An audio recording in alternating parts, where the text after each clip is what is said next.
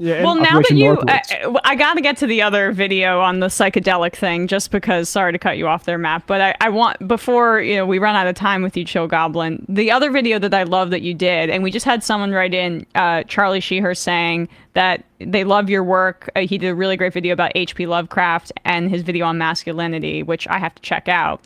But one thing that I watched your video on psychedelics debunking the myth that psychedelics will intrinsically make people more leftist. Tell our Yeah. audience a little bit about your research and what you found during doing that.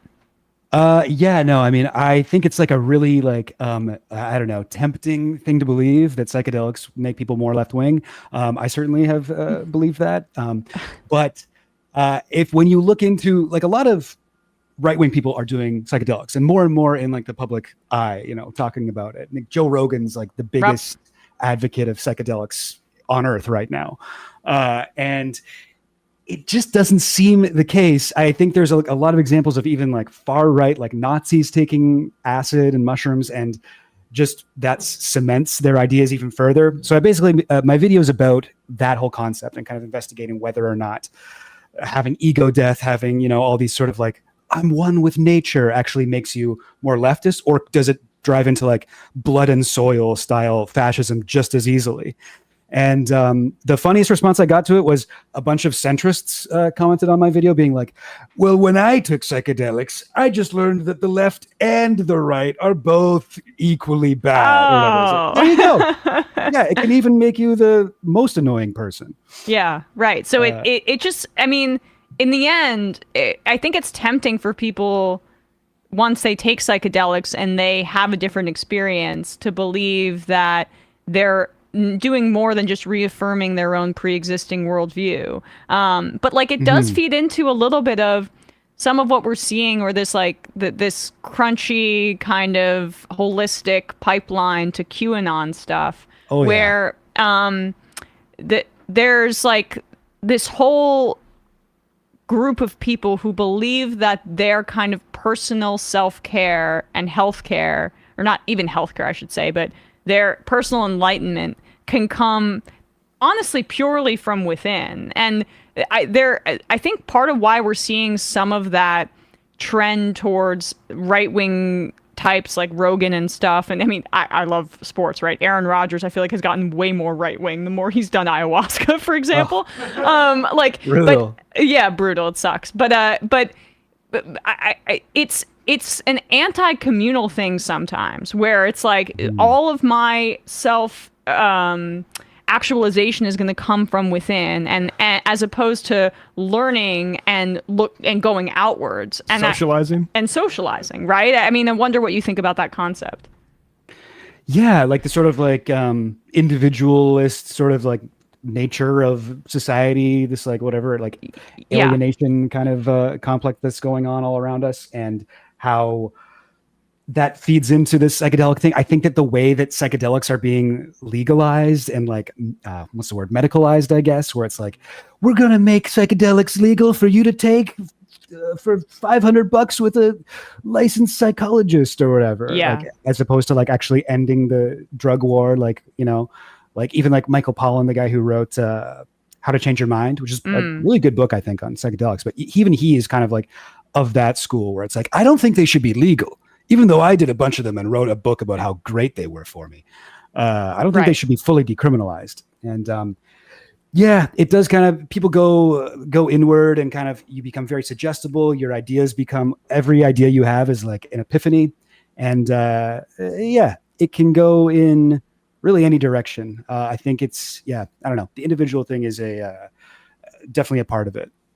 Yeah, it just is a fascinating kind of turn where, like Rogan and all of them, they're selling you these quick fixes for your, I guess, sometimes mental health, sometimes physical health. If we're, Alex Jones is selling, I mean, this is not psychedelics, but like brain force. Who knows or what's alpha. in that stuff? Well, yeah, exactly. And it's in the end, it's about consuming something, and not expanding oneself outwards. And that's not to say, though, that psychedelics aren't great. I've done some of them in my life. Like, I get it. But Sure. the idea that there's a shortcut to making people. Oh, sorry, what'd you say? I said, sure, absolutely. Yeah, In right. Minecraft. Right, yeah. The idea that there's a shortcut to making people left wing as opposed to just like educating them about the world, I feel like is a fallacy.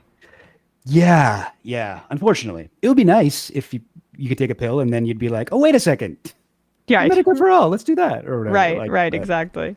uh, Go ahead. Did you know Seems- there's a JFK angle to this psychedelics conversation? Whoa, full circle here. Whoa! one of the books, Is it the go ahead. MK Ultra stuff with Lee Harvey Oswald? No, actually not. It's a little bit more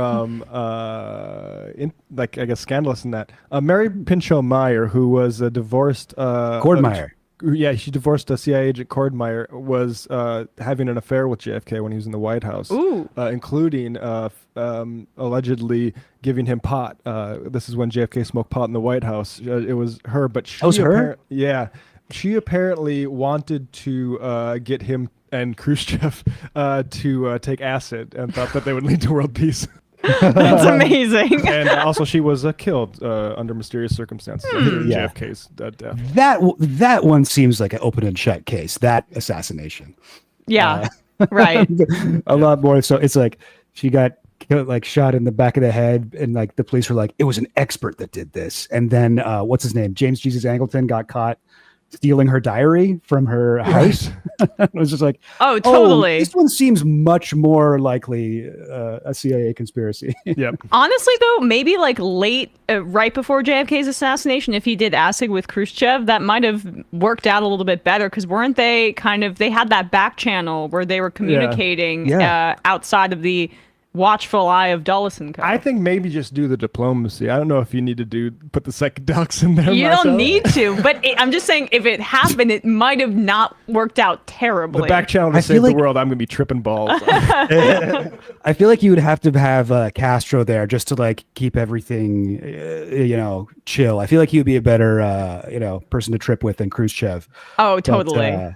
he'd I be- would but love yeah, to I think do that the whole drugs group with would be- Castro. I wonder if Jesse Ventura would it? did it when he went down there and hung out with him a bunch of times. I could totally see that happening. But Yeah.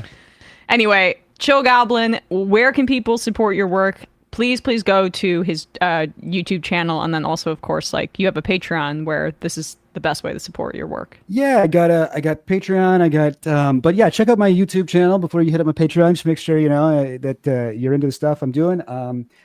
Chill Goblin on Twitter, Patreon, YouTube. Those are pretty much the three things. But yeah, thank you so much for having me on. This is really cool. I have watched a ton of you guys, so it's nice to be on here. All right, well, good Cheers. to know. Appreciate your work, and check all that out. We'll put links in the descriptions for all of the things that Chill Goblin just plugged. Appreciate you.